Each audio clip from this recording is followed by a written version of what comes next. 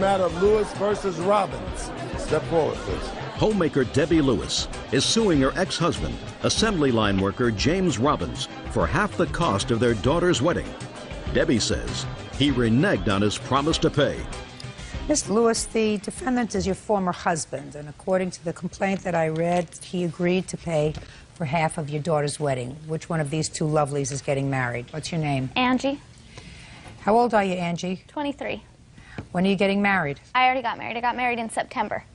And he agreed to pay for half the wedding, and it was a very reasonably priced wedding. Half the cost of the wedding was $865. And he didn't pay. No. And you want him to pay. Yes. And he did go to the wedding. Yes. He walked her down the aisle, did everything the father does. Okay. Except for pay. Okay. Now, Mr. Robbins does not deny the fact that he agreed to pay for half the wedding. Correct, sir? Correct. And he does not deny the fact that he went to the wedding. Correct? Correct. And who else went with you to the wedding? My wife, Robin. So, Mr. Robbins, the ball is in your court, sir. Why didn't you pay for half your daughter's wedding as you promised? Well, because ever since I've left her in '90, she's been putting her hands in my pockets trying to get money out of me for everything. And the divorce decree that we have does say that she gets to use the kids for taxes reasons. But the state of Utah took custody from her because of verbal and physical abuse. And I got a paper here that says that the divorce decree follows the child. And it cost me $1,600 because she did claim my daughter on taxes where I have the right to. And I also have a letter from her that's showing that the custodial parent gets to claim them on taxes. And if that's the case, I didn't get to claim them for 13 years that we've been divorced. If you believe that in a certain year, I assume last year, that you had the right to claim a child as a deduction, she claims the child. You claim the child, and the IRS is going to come and look at both of your tax returns and say they will make a decision as to who is going to claim the child as a deduction. The other one will have a penalty. But you don't do a set-off. You promise to pay for half the wedding. Why didn't you pay her between September and April? Well, I told her that I would pay her when I could, which would... No, that's not right. What do you mean when you could? How many children do you have? Well, I have 4 with my wife now. We have 3 children. Just a second. You have 4 children now, and how many children do you have that got married last year? Just 1. And you said you would pay for half the wedding. Yes, I did. Pay for it.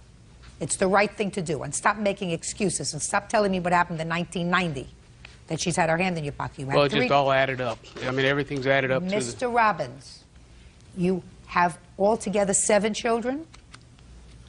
Well, I've got 4 stepchildren, 3. Then I'm not talking about your stepchildren. They are not your responsibility. Well, I married them, so I feel they are. Well, I'm telling you, by law, they are not your responsibility unless your family is on welfare, are they? No.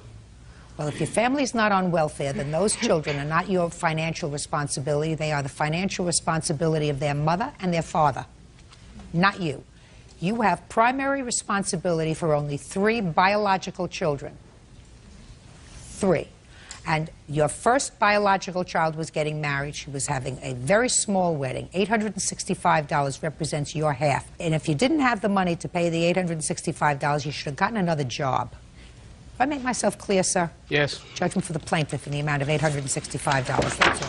Thank you. Parties are excused.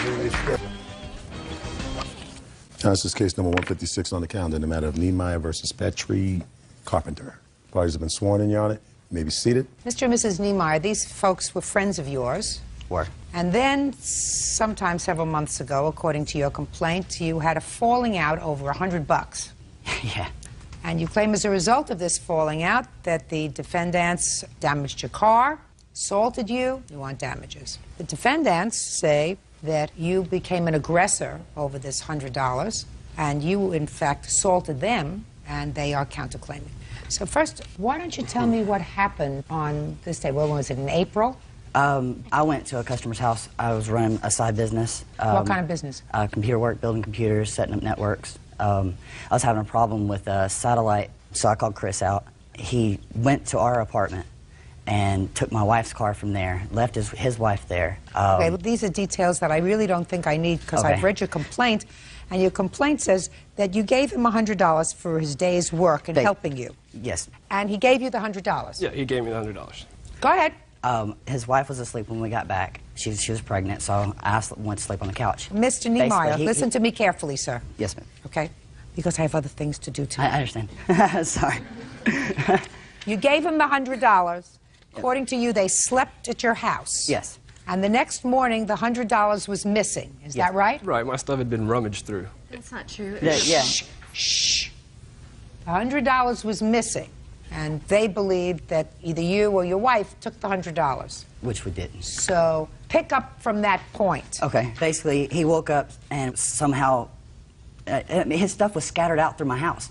It's like he had been through my house and looking for stuff to steal or something. I don't understand it. I don't understand how stuff gets his stuff that was in his pockets when I went to bed is scattered out throughout my house, and he's looking in my car and everything. I wanna know how it my got scattered MP3 player around. was missing. Listen to me. My laptop was missing. Listen to me.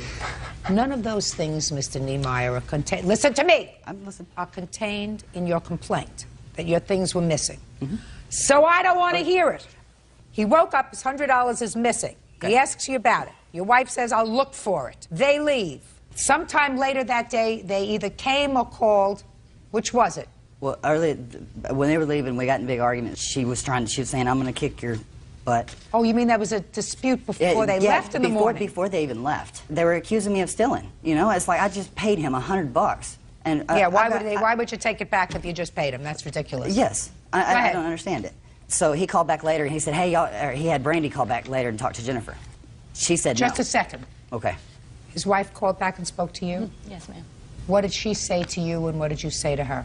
She told me that I needed to have my husband give her man back the $100. And what did you say to her? I told her that I would talk to him, but it was between them. I knew that my husband hadn't taken the money. We looked all over the house. Chris had lost it. Did they come back to the house? Yes, they did. What time? 10:30 10:30. p.m. Had they called first to tell you that they were coming? Basically, at that point, Chris had called me back and said, what's your gate code? Gate code. Yeah, it's getting our apartments. I said, Chris, you just need to turn around and leave. You know, I don't want to get kicked out of my apartment. Then, at that moment, I knew, knowing Chris for so long, I needed to go out there and look. Well, I went out there and looked. He had driven around in the exit gate when somebody had left. So he was in your apartment complex? Yes, ma'am. So at that point, I ran back upstairs. I called Craig and said, look, dude, I don't know what's going on. Why did you call Craig? Huh? Well, I didn't know what to do. You know, Who's Craig? Huh? This, my witness. Well, I know. I see Craig sitting over there. I mean, what is he? He's just a neighbor, basically. He lives in the same complex. Yes, I just wanted somebody to be able to see what was going on. You didn't call the police.